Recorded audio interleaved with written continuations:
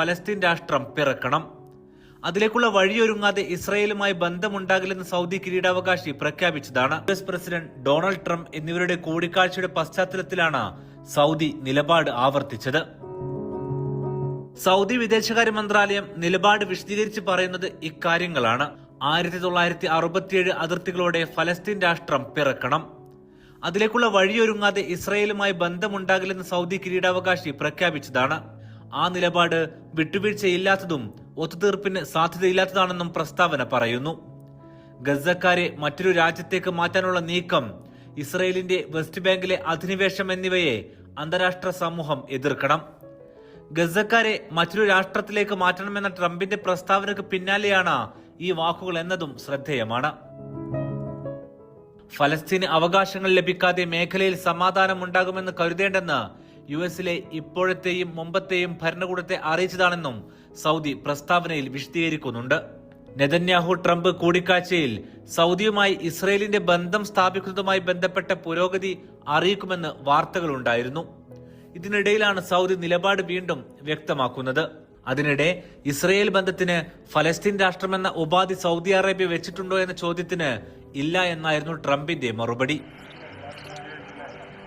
സൗദിയുടെ നിലപാട് വീണ്ടും ആവർത്തിച്ചതോടെ അറബ് ലോകത്തും പ്രതിഫലനമുണ്ടായി. UAE മുതൽ വിവിധ അറബ് രാജ്യങ്ങൾ ട്രംപിന്റെ പ്ലാനിനെതിരെ പരസ്യമായി രംഗത്തെത്തി. പ്രസ്താവനകളെങ്കിലും അത് സൃഷ്ടിക്കുന്ന രാഷ്ട്രീയ പ്രത്യാഘാതം വേറെയാണ്. ഒടുവിൽ ട്രംപ് ഇന്നലെ പറഞ്ഞത് ഗസയിലെ പ്ലാനുകൾ നടപ്പാക്കാൻ ധൃതിയില്ലെന്നാണ്.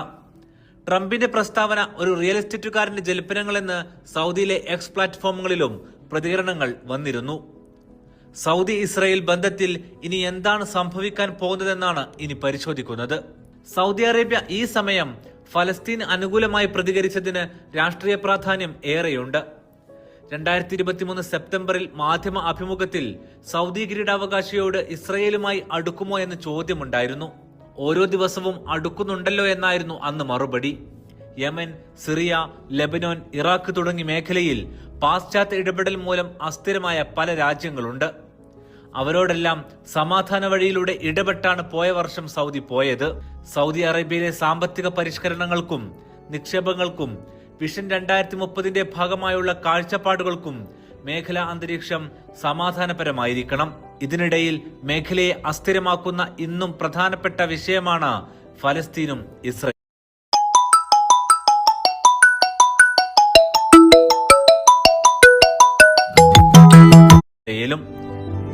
ഭാഗമായുള്ള കാഴ്ചപ്പാടുകൾക്കും മേഖലാ അന്തരീക്ഷം സമാധാനപരമായിരിക്കണം. ഇതിനിടയിൽ മേഖലയെ അസ്ഥിരമാക്കുന്ന ഇന്നും പ്രധാനപ്പെട്ട വിഷയമാണ് ഫലസ്തീനും ഇസ്രയേലും.